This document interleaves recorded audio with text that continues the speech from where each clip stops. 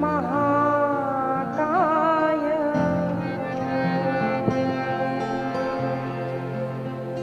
सूर्यकोटि समप्रभा निर्विघ्नं कुरु मे देव सर्वकार्येषु सर्वदा। अब बात निकली है तो मैं बोलती हूँ, अब विवाह संस्कार है या क्या फंक्शन है मुझे समझ में नहीं आता। अब एक फैशन ट्रेंड चली है कि अब यूट्यूब में, पिंटरेस्ट में हम लोग देखते हैं कि कैसे होता है विवाह। एंगेजमेंट में एक प्रकार की ड्रेसिंग, फिर शादी में सुबह में साड़ी पहनेगी, तिलक धारण करेगी, वो तेलुगु में कहे तो फूला जड़ा, सब फूल वगैरह सब, चूड़ी वगैरह सब, और फिर शाम को रिसेप्शन है तो बिना तिलक का सब खुला हुआ फ्रॉक पहन चूड़ी उतार देगी। ऐसे उतारा जाता है? कितने दिन हम लोग सुहाग का चूड़ा पहनते हैं ना, तिलक धारण करते हैं हम लोग, ये पति का प्रतीक होता है सुहाग का, वो उतार के बस, और हमको लगता है हमारी बहू ना, बस ये संस्कार नहीं हुआ, बस ये कुछ अपने फंक्शन किया बस। फिर एक नई ट्रेंड आई, हमने पानी में शादी की, हमने आकाश में शादी, जहां पर कोई ब्राह्मण नहीं है, जहां वो माता नहीं, जहां अग्नि नहीं, जहां ब्राह्मण नहीं, जहां वैदिक मंत्र नहीं, वहां पर विवाह को मान्यता नहीं दी गई है। इन सभी के आशीर्वाद से जो होता है ना, उसको विवाह कहा जाता है। जो गठबंधन होता है वो तोड़ने के लिए नहीं होता था। There was no word like divorce। इसीलिए शादियां कितने साल टिकती थी पहले, क्योंकि तब संस्कार था, अब फंक्शन हो गया है। शादी संस्कार है, संस्कार ही रहने दो उसको। इसीलिए ये कह रहे हो इतना मैं रोक करके कथा, केवल भागवत की कथा, यानी ऐसा नहीं कि बस भगवान का आविर्भाव हुआ, भगवान प्रकट हो गए, बांसुरी लीली गोपी, ये नहीं है कथा। हाउ टू लिव, कैसे जिए हम लोग, गृहस्थाश्रम कैसा हो, how to lead a happy life, ये सब हमको शास्त्रों में बताया है। इनका विचार होना चाहिए। इसलिए मैंने कहा द स्टोरी ऑफ 3 कपल्स, 3 जोड़ियों की कथा, एक से देवता, एक से असुर और एक से साक्षात भगवान प्रकट हुए। कैसे गर्भ ने उसको आकर्षित कर लिया, अच्छे संस्कारों से। यहाँ पर वर्णन आया है कि जब हिरण्यकश्यप का वर्णन आया तो मुझे पहले शंका हुई कि ये राक्षस जो होते थे पहले होते थे, अभी नहीं है। अब वो B.R. चोपड़ा का महाभारत है, रामायण है, श्री कृष्णा, उसमें तो बड़े ऐसे लाल लाल आंखें और वो काला काला, फिर वो बड़े बड़े दांत ऐसे दिखेंगे। अब मुझे लगता आजकल तो नहीं दिखते, तो आजकल राक्षस नहीं है, अपने दिखे? मैंने तो नहीं देखे। किसने राक्षस देखे? सबने देखे हैं, मैंने भी देखे। कोई आदमी कथा में आता है, हम जब अच्छे से कथा सुन रहे हैं, पीछे से हमारी चैन खींच करके ले जाता है। घर में जाकर के देखा तो मरणा मेला कोणता राक्षस म्हणतो की म्हणतो की नाही आपण, वाईट वृत्तीचा व्यक्ती, वाईट वृत्ती वाला मनुष्य ही राक्षस होता है। यही प्रश्न माँ पार्वती ने भगवान शिव जी से किया, तो मानस में राक्षस कौन है इसका वर्णन करते हुए भगवान महादेव कहते हैं, माँ नहीं मात, पितु नहीं देवा, माँ नहीं मात, पितु नहीं देवा, साधु परि कर माहि सेवा, साधु परि कर माहि सेवा, जिनके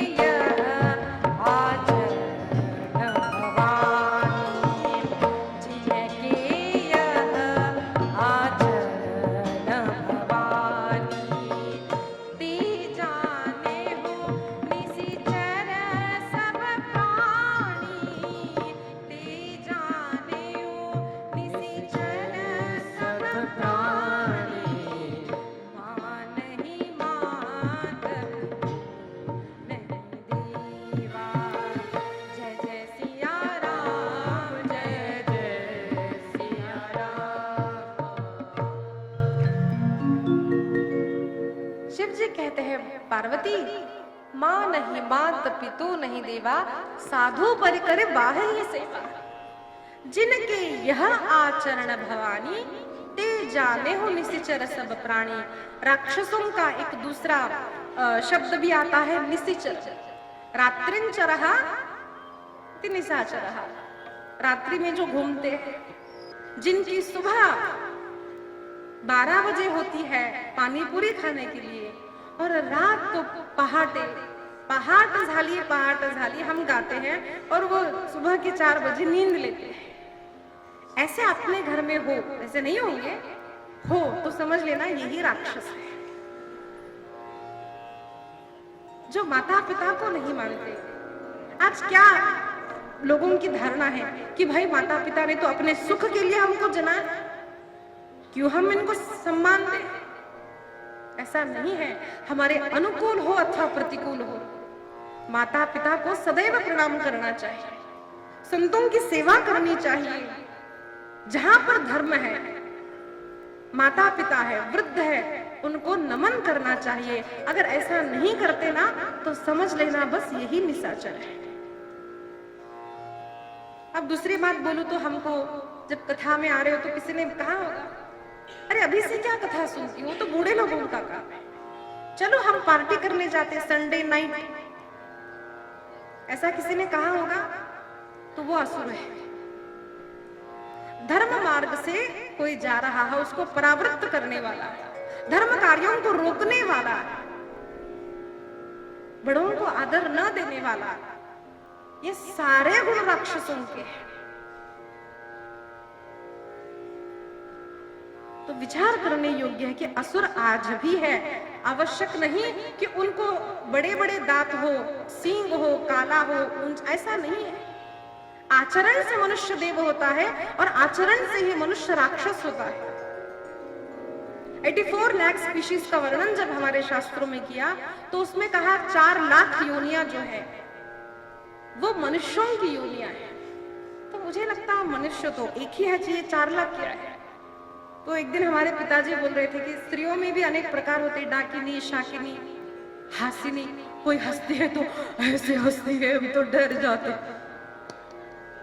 ऐसी होती रही, कोई हंसती बस ओहो ऐसा बोलना, ऐसा चलना, ऐसी बातें करना, बस वो हासिनी। अब घर में भी जब विवाह होता है तो हमको लगता है मेरी पत्नी तो बस चंद्रमुखी है। कुछ दिन लगता भी है, लगने दो, उसके बाद वो सूर्यमुखी हो जाता है, उसके बाद वो ज्वालामुखी हो जाता है। नहीं, इतना हंस रहे तो मुझे लगता है आपको अनुभव होगा, है ना? तो फिर लगता है पता नहीं कहां से आई है डाकिनी, यही समझ लेना। और कोई होती है पद्मिनी, अच्छी सी, एकदम मृदु स्वभाव की, लाज, लज्जा, मर्यादा। तो ये प्रकार हम देखते हैं ना लोगों में, तो यही शास्त्रों में वर्णन किया हुआ है। तो ऐसे ही सुंदर कन्या मनु और शत्रुपा को 3 कन्याएं हुई और 2 पुत्र हुए, उत्तानपाद और प्रियव्रत 2 पुत्र और 3 कन्याएं, देवहूति, आकुति और प्रसूति। 3 कन्याएं हुई और प्रथम कन्या देवहूति का विवाह किससे किया जाए।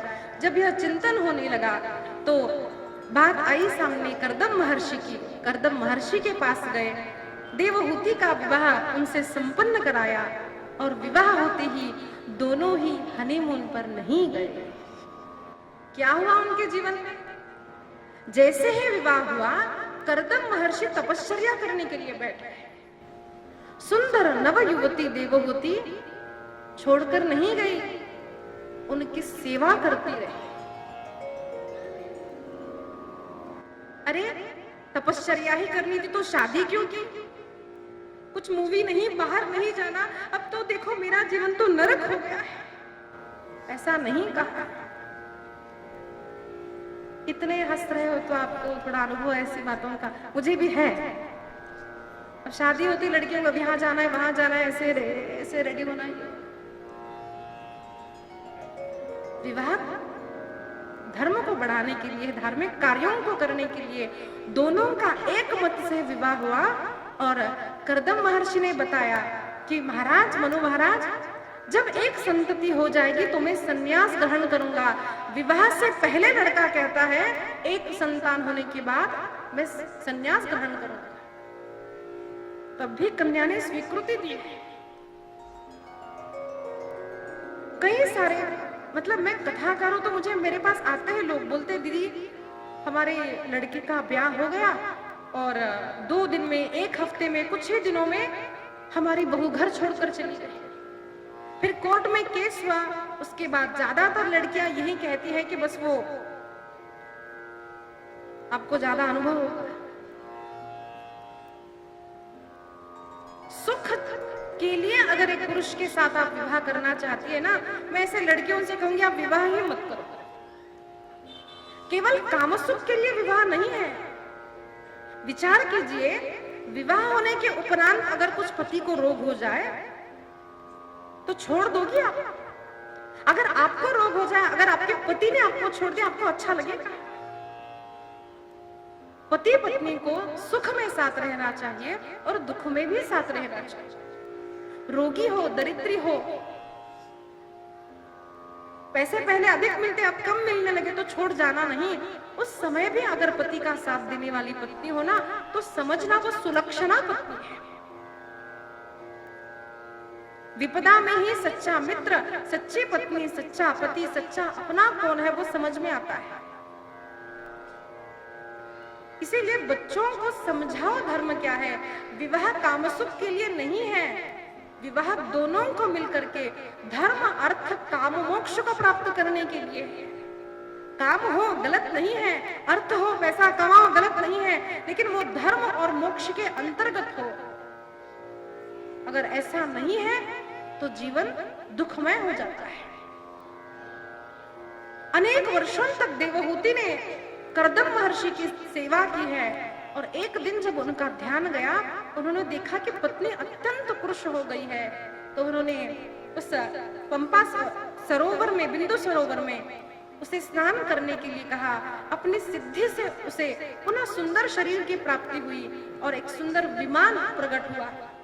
दोनों ने अनेक दिनों तक विहार किया, तब नव कन्याएं प्रकट हुई। दोनों ही पुनः आश्रम आए। पुनः कर्दम जी अपनी तपश्चर्या करने लगे। कन्याएं जब बड़ी हुई तो नव ऋषियों के साथ उनका विवाह किया। उन्हीं में से एक अनुसूया माता है, सारे ऋषियों को प्रदान कर दी। और अब दोनों ही मिलकर तपश्चर्या करते हैं कि साक्षात भगवान मेरे गर्भ में आए। संतति के लिए, अच्छी संतति के लिए पहले से दोनों को नियमबद्ध रहना चाहिए। जैसे विचार अपने माता पिता के होंगे वैसे ही संतति होगी। दोनों ने तपश्चर्या की, तब साक्षात भगवान नारायण देवहूति के गर्भ में आए, नवमास परिपूर्ण हुए और भगवान कपिल रूप में प्रकट हुए। कपिल नारायण भगवान की, कपिल नारायण भगवान की। और जब भगवान प्रकटे तो अनेक ऋषि, संत, देवता सभी आए। तब कर्दम जी ने प्रश्न पूछा, प्रभु मैं आपकी सेवा के लिए वन जाना चाहता था, अब आप घर में आए हो तो मैं यहाँ रहूं या फिर वनवास करूं? क्योंकि मुख्य ये नहीं है कि हम वन में रहते हैं या घर में रहते हैं। जहां पर भगवान की सेवा हो वही श्रेष्ठ है। तब भगवान ने कहा नहीं, आप संन्यास ग्रहण करें। तब भगवान की आज्ञा से भगवान कपिल, कर्दम महर्षि संन्यास ग्रहण करते हैं, वन गमन करते हैं और देवहूति माता को अपने पुत्र के साथ रखकर उसे उपदेश देते हैं, हे देवहूति, यह साधारण पुत्र नहीं, यह भगवान है। और देवहूति माता ने अनेक प्रश्न अपने युवा बालक से किए हैं। सुंदर कपिल गीता का वर्णन आता है। अधिक कहने का वर्णन समय तो नहीं, बस 1-2 बातें मैं आपसे कहना चाहती हूँ। अनेक प्रश्न किए हैं, उसमें एक प्रश्न है कि संसार में बंधन का कारण क्या होता है। माँ ने अपने पुत्र से पूछा, हे प्रभु, मैं आज आपके पास माँ बनकर नहीं आई, मैं शिष्य बनकर आई हूँ। मुझे कृपया यह बताइए कि इस संसार में सुख है या नहीं? अगर है तो कहां पर है? तो कपिल महर्षि ने कहा, मां, सुख दुख ये मन में वास करते हैं। सुख न बाहर है, दुख न बाहर है, ये तो मन के भाव है। कथा में हम आए हो और बड़ी भीड़ हो और एकदम से कोई अपरिचित व्यक्ति आकर बैठ जाए ना, तो हमको दुख होता है। इतनी गर्मी में पता नहीं ये कहां से आई, हम ठीक से सुन नहीं, अरे जाओ आगे, आप जाओ। बड़ा दुख हुआ आज तो। और उसी भीड़ में हमारी बहन आई तो अरे आजा, स्थान नहीं है, मैं बना लूंगी, मेरी गोदी में भी बैठ। अब बहन आई है, भीड़ में बैठी है तो सुख होता है, वही अपरिचित व्यक्ति आया है तो दुख होता है। सुख दुख ये मन के धर्म है माँ। सुख न संसार में न सुख है न दुख है। माँ ने पूछा, बेटा मन के जीव के बंधन का कारण क्या होता है? तो कपिल महर्षि ने कहा, जीव के बंधन का और मुक्ति का कारण मन ही है। हम जब तक समझते हैं कि अगर मैं चला जाऊंगा तो पता नहीं मेरे घर का क्या होगा, पता नहीं मैं चला जाऊंगा तो पता नहीं घर में क्या हो जाएगा, अरे मैं हूं इसीलिए घर की व्यवस्था बनी रहती है, मैं चली जाऊंगी ना तो सबको पता चलेगा। ये हम सबने सुना है ना, घर में सबको लगता है मैं चली जाऊंगी तो, लेकिन ऐसा होता है? नहीं होता। कोई भी व्यक्ति चला जाए, किसी का न जीना रुकता है न किसी का घर बार रुकता है। तो हम समझते हैं कि मैं हरिद्वार कैसे जाऊं, मैं कथा में कैसे जाऊं, मैं चली जाऊंगी तो क्या होगा। जिस प्रकार से एक वानर को पकड़ा जाता है, वानर को पकड़ने के लिए एक छोटे से मटके में चने रखे जाते हैं जिसका मुख छोटा होता है। अब वो चनों का लोभी वानर उसमें हाथ डालता है, मुट्ठी भर लेता है। अब उसका हाथ बाहर नहीं निकलता, उसे लगता है अंदर किसी राक्षस ने हाथ पकड़ लिया। विचार कीजिए, अंदर राक्षस है? नहीं। अगर चने छोड़ दे तो हाथ बाहर निकल आए। वैसे ही हमारी स्थिति है। हमें लगता है कि मेरा परिवार, मेरा पुत्र, मेरा पति, मेरी माता, मेरी संतति, लेकिन ये सब हमारा मन है जो हमको इस संसार को पकड़े रहने देता है। एक बार छोड़कर तो देखो माँ, बंधन ये मन से होता है और मुक्ति भी मन से होती है। इसीलिए जब हम श्रवण करते हैं ना तो कहते हैं, समर्थ रामदास जी ने मन को उपदेश दिया है। मना सज्जना भक्ति पंथे चितावे, सारे श्लोक मन को उपदेश दिए हैं। क्यों? ये भी उपदेश जो है वो हमें हमारे मन को सुनाना है। अरे ए मन, तू जो जकड़ा हुआ है इस संसार में, सुख दुख को मानने लगा है, अहंकार को मानने लगा है ना, ये सत्य नहीं है। परमात्मा सत्य है। ये जब हमारे मन में दृढ़ हो जाएगा तब हम इसी शरीर में रहकर, इसी स्थान में रहकर, इसी घर में रहकर भी हम मुक्त हो सकते हैं, मुक्ति का अनुभव कर सकते हैं। और अनेक प्रश्नों में एक प्रश्न ऐसा किया माँ ने कि बेटा सत्संग करो ऐसा तुमने कहा, तो मुझे बताओ संतों को कैसे पहचाने? कौन सा तिलक संत धारण करते हैं? कैसे वस्त्र धारण करने वाला संत होता है? अच्छा, किसी आश्रम में रहने वाला संत होता है क्या? दंडी सन्यासी संत होता है या बिना दंड का सन्यासी संत होता है? ऐसे अनेक प्रश्न हमारे भी मन में आते हैं। तो भगवान ने कहा, उत्तर दिया है, मां तितिक्षवः कारुणिकाः सुहृदः सर्वदेहिनां अजातशत्रवः शान्ता साधवः साधुभूषणा। यहाँ उसके शरीर का वर्णन नहीं, स्त्री संत है या पुरुष, वर्णन नहीं किया।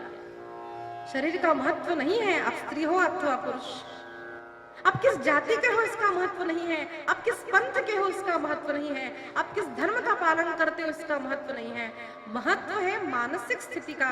मां तितिक्षवः कारुणिका। संसार में अनेक लोग अपमान करने वाले मिले, फिर भी जो सहनशील होता है। अब हम लोगों को लगता है हमारी भी सहन शक्ति कैसी होती है। वैसे तो हम बोलेंगे हाँ हाँ नहीं कोई बात नहीं, सामने वाला सॉरी बोलता है तो हम लोग ऐसे नहीं कोई बात नहीं, मन में सोचेंगे।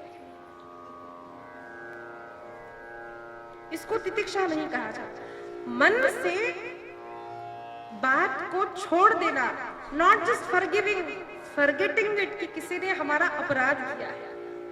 वैसे वो अवस्था आना कठिन है लेकिन असंभव नहीं है। तितिक्षवः कारुणिका है।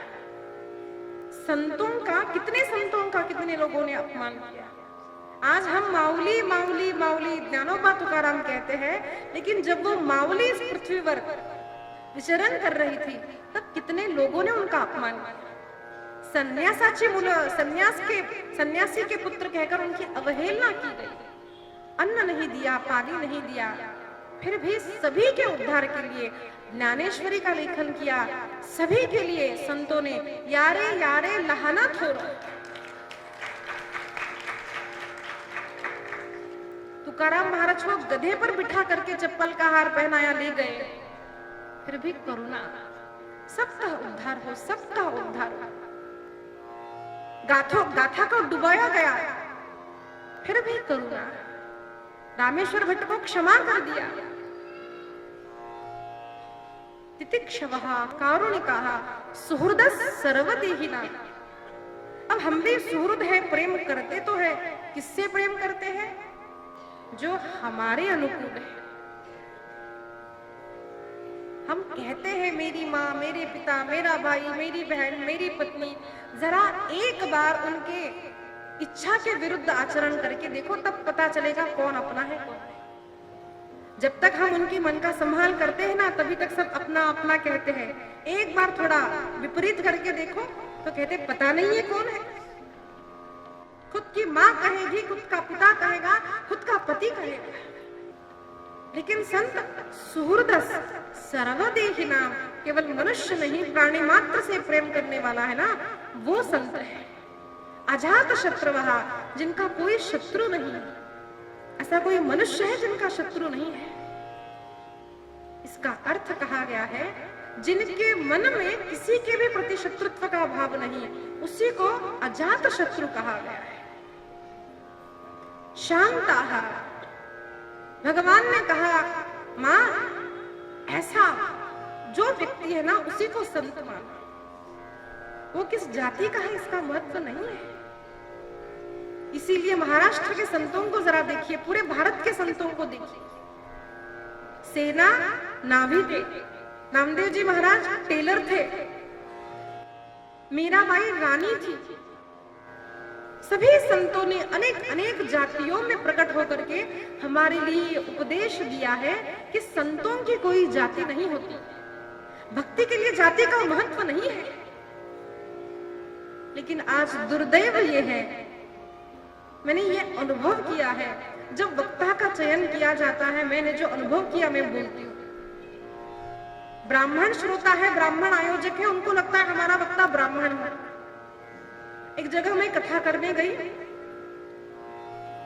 तो कथा के उपरांत वहां पर कीर्तन रखा गया, तो एक ब्राह्मण लड़के का चयन किया गया, छोटा सा बच्चा। तो लोगों ने विरोध किया कहकर कि अरे वाह, वक्ता भी ब्राह्मण और कीर्तनकार भी आपका ब्राह्मण है क्या? नहीं नहीं, हम हमारे जाति के महाराज को बुलाएंगे। यहाँ बैठने पर हमारा शरीर नहीं रहता। अगर हम भी वक्ता भी देखने लगे अपनी जाति का है, अपनी जाति का है, वो गुरु कैसे हुआ, वो व्यास कैसे हुआ, वो कीर्तनकार बुआ कैसे हुआ, मुझे बताइए। खुद अगर मैंने मेरा और अपना नहीं छोड़ा, मेरा पराया नहीं छोड़ा, तो आप समाज में धर्म की स्थापना कैसे करेंगे, धर्म का प्रचार कैसे करेंगे? संत की, साधु की, कीर्तनकार की जाति नहीं देखी जाती। जिसके ज्ञान से, जिसके वचनामृत से अपने जीवन का उद्धार होता है ना, उस वक्ता का चयन कीजिए। जाति देखकर गुरु नहीं बनाया जाता, जाति देखकर कथा नहीं सुनी जाती। इसलिए संतों के लक्षण यहाँ बताए। लोग तो भोंदू बाबा को कहते हैं भाई ये हिंदू बाबा है, हिंदू बाबा ऐसा है। एक बात याद रखिए, हमने संतों के लक्षणों को सुना नहीं, समझा नहीं है, इसीलिए उन भोंदू लोगों को, झूठे लोगों को हमने बाबा बना दिया और फिर उन्हीं का हम अपमान करते हैं। और जब मीडिया वाले उनको कहते हिंदू बाबा है, मुझे बताइए दूसरे पंथों में नहीं है क्या? सर्च कीजिए यूट्यूब में, सब मिलेगा। यहां मैं बोलूंगी नहीं, सब पंथों में मिलेंगे। क्यों? अगर सच्चा संत है वो बुरा नहीं, अगर बुरा व्यक्ति है वो संत का वेश धारण कर सकता है। लोग जैसे रावण ने साधु का वेश धारण किया, अगर त्रेता युग में हो सकता है तो क्या कली में नहीं हो सकता? संत को वेश से न जानो। संत के सामने कितने लोग बैठे हैं, लोग वक्ता को बड़ा कैसे कहते हैं? वो यूट्यूब पर आए तो बड़ा है, उसकी फैन फॉलोइंग हो तो बड़ा है। अरे इंस्टाग्राम में पेज है कि नहीं? कितने लोग कथा में आते, हाँ दीदी तो बहुत बड़े हैं। अरे दीदी छोटे हैं, हम उनको बड़ा बनाए। भक्त को कोई बड़ा नहीं बना सकता, याद रखना। न भक्त अपने भक्तों से जाना जाता है, न संत अपने सामने कितनी प्रजा बैठे इससे जाना जा सकता है। संत अपने आचरण से जाना जाता है, जिसके वचनों से संसार में सुख प्राप्त होता है, पापों का क्षय होता है, पाप बुद्धि का नाश होता है। वही संत है, वही साधु है, वही सच्चा प्रवक्ता है।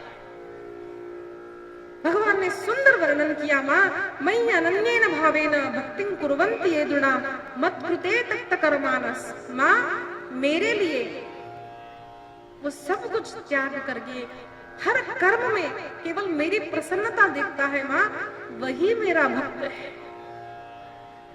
आगे जाने के लिए, मीडिया में आने के लिए, कथा कार्यक्रम होने के लिए, अपना प्रचार होने के लिए, अपना बिजनेस बढ़ने के लिए, अपने को जॉब मिलने के लिए धर्म अधर्म करने वाला जो व्यक्ति है ना, वो असाधु है, वो राक्षस है, समझ ले। इसीलिए आचरण का महत्व है, आचरण से ही संतत्व को जानना चाहिए। इसीलिए संत श्री डोंगरे जी महाराज कहते हैं कि जब तक हम संत नहीं बनेंगे, कुछ लक्षण अच्छे नहीं आएंगे, तब तक संत को पहचाना नहीं जा सकता। सत्संग का प्रेमी ही संत को पहचान सकता है, सत्संगी ही संत को पहचान सकता है।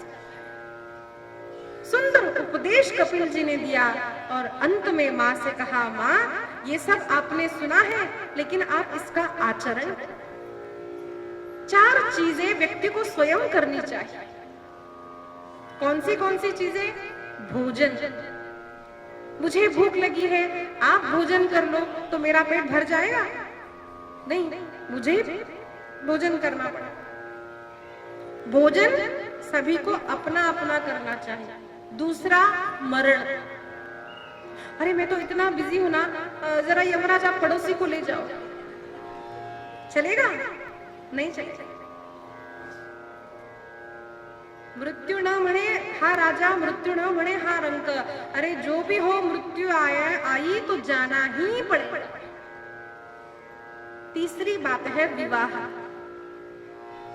क्या करूं, मेरी मीटिंग है तो तुम जरा शादी करके ला लो, फिर वो पति मुझे दे दो। उसी प्रकार से चौथा वर्णन किया है कि सभी को साधना स्वयं को करनी पड़ती है। घर में कोई नाम जप करता है, पूजा करता है तो बस मेरा, ऐसा नहीं होता। Bhakti is as personal as toothbrush. अपना अपना होता है ना, हम किसी को नहीं देते। या समझ में आने के लिए बोल रहे, ऐसे भक्ति खुद की खुद करनी चाहिए। स्वयं अभ्यास करें,